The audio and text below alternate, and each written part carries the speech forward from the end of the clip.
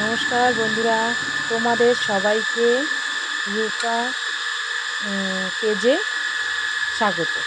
দেখো, আজকে আমি তোমাদের সামনে নিয়ে এসেছি এঁচোড়ের কালিয়া। তোমাদের এঁচোড়ের কালিয়া করে আমি দেখাবো।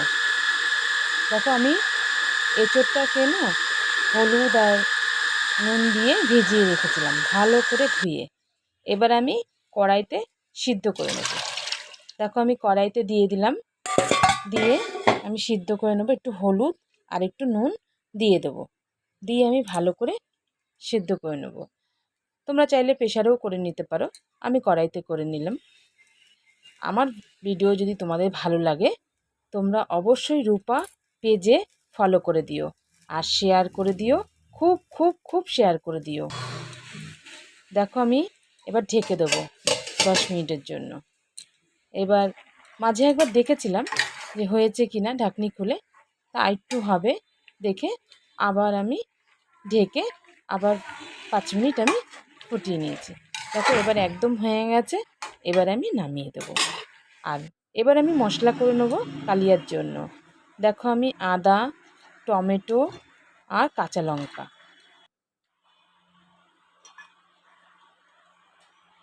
আর গোটা গরম মশলা এর মধ্যে দিয়ে দেবো, দেখতেই পাচ্ছ। এবার আমি মেন রান্নায় চলে যাব। দেখো, আমি এর মধ্যে ফোড়নটা দেখাতে পারিনি তোমাদের। এর মধ্যে আমি তেজপাতা, জিরে, সাদা জিরে, তেজপাতা আর শুকনো লঙ্কা ফোড়ন দিয়েছি। আর তোমার মশলা যেটা আমি করে রেখেছিলাম ওই মশলাটা দিয়েছি।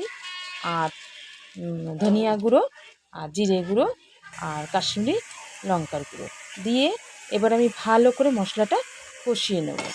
কষিয়ে এবার যেই আলুটা আমি ভেজে রেখেছিলাম এই আলুটা আমি দিয়ে দিচ্ছি।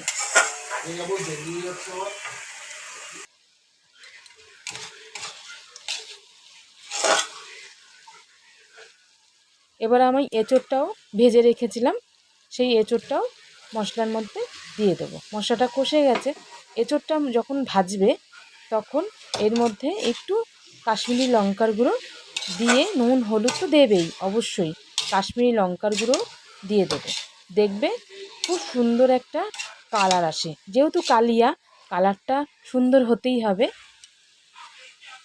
দেখো, আমার কষানো হয়ে গেছে মশলার সাথে। এবার আমি গরম জল করে রেখেছিলাম, এর মধ্যে একদম ঠান্ডা জল দেবেন না, ঠান্ডা জল দিলে টেস্ট নষ্ট হয়ে যায়। গরম জল করে রেখেছিলাম, ওটা আমি দিয়ে দিলাম। এবার আমি ভালো করে নাড়িয়ে চাড়িয়ে নেব।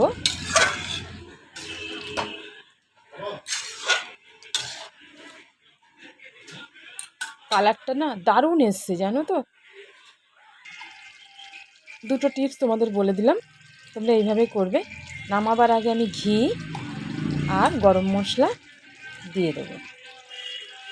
দেখো, আমি গরম মশলা দিচ্ছি, ঘি দিয়ে দিয়েছি। এবার আমার সম্পূর্ণ রেডি, আমি এবার নামিয়ে নেব।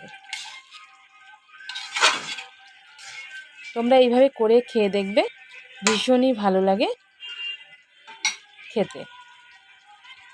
এবার আমি সার্ভ করবো। দেখো, এই যে আমি তুলে নিচ্ছি।